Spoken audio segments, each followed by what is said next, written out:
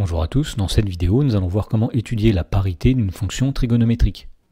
Dans l'exemple, on nous dit pour chacune des fonctions suivantes qui sont définies sur grand R, de dire si elle est paire ou impaire en justifiant la réponse. Alors on rappelle qu'une fonction définie sur grand R sera paire si f de moins x est égal à f de x pour tout nombre réel x, et une fonction définie sur grand R sera impaire si pour tout réel x, f de moins x est égal à moins f de x. Donc pour étudier la parité de chacune de ces fonctions, nous allons commencer par calculer f de moins x, et nous allons avoir besoin de propriétés de la fonction cosinus et de la fonction sinus.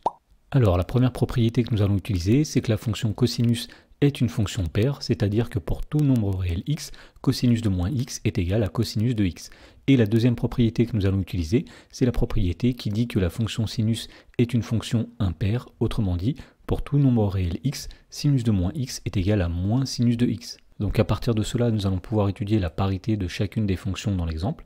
Dans la première question, nous avons la fonction f qui est définie par f de x qui est égale à 4 cosinus de x plus x au carré. Et donc comme on l'a dit, la première chose que nous allons faire, ça va être de calculer f de moins x. Donc on va dire que pour tout nombre réel x, eh bien f de moins x, c'est le nombre qu'on obtient lorsqu'on remplace tous les x par des moins x. Autrement dit, f de moins x, ce sera 4 fois cosinus de moins x plus moins x, le tout au carré. Attention, lorsqu'on remplace le x par le moins x, il faut bien faire attention à mettre des parenthèses. Voilà, donc nous allons calculer cette expression.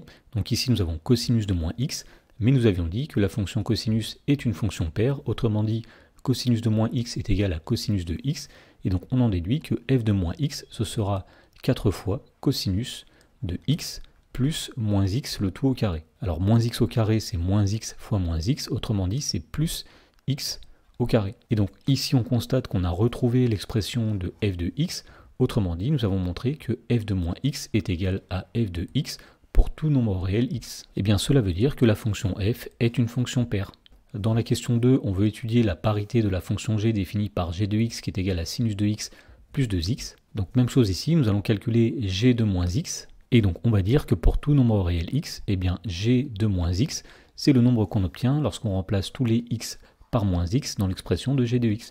Autrement dit, g de moins x, ce sera sinus de moins x plus 2 multiplié par, entre parenthèses, moins x. Alors ici nous avons sinus de moins x, et nous avions dit que la fonction sinus est une fonction impaire, autrement dit sinus de moins x c'est égal à moins sinus de x, et donc on en déduit que g de moins x, ce sera moins sinus de x, plus 2 fois moins x, ça va donner tout simplement moins 2x. Et pour finir, nous allons factoriser cette expression par moins 1, puisqu'ici nous voyons que nous avons moins sinus x moins 2x, donc nous allons mettre un moins devant une parenthèse, et dans la parenthèse nous allons mettre sinus de x plus 2x, et effectivement, si on redéveloppe ce moins 1 sur la parenthèse, et bien tout d'abord, moins 1 fois sinus x va redonner moins sinus de x, et moins 1 fois plus 2x, ça va bien donner moins 2x. Alors l'expression qui est entre parenthèses, eh bien c'est tout simplement g de x, autrement dit, ici nous avons obtenu moins g de x, et donc puisque pour tout nombre réel x, g de moins x est égal à moins g de x, eh bien on en déduit que la fonction g est une fonction qui est impaire.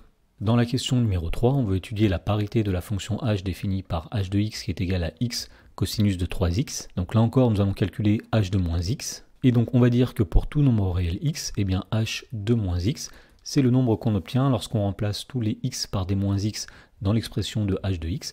Autrement dit, ce sera entre parenthèses moins x multiplié par cosinus de 3 fois entre parenthèses moins x. Autrement dit, h de moins x est égal à moins x multiplié par cosinus de 3 fois moins x, c'est-à-dire tout simplement moins 3x. Donc ici on reconnaît le cosinus de l'opposé d'un certain nombre, et nous avions dit que la fonction cosinus est une fonction paire, autrement dit, lorsqu'on prend le cosinus de l'opposé d'un nombre, c'est pareil que prendre le cosinus de ce nombre.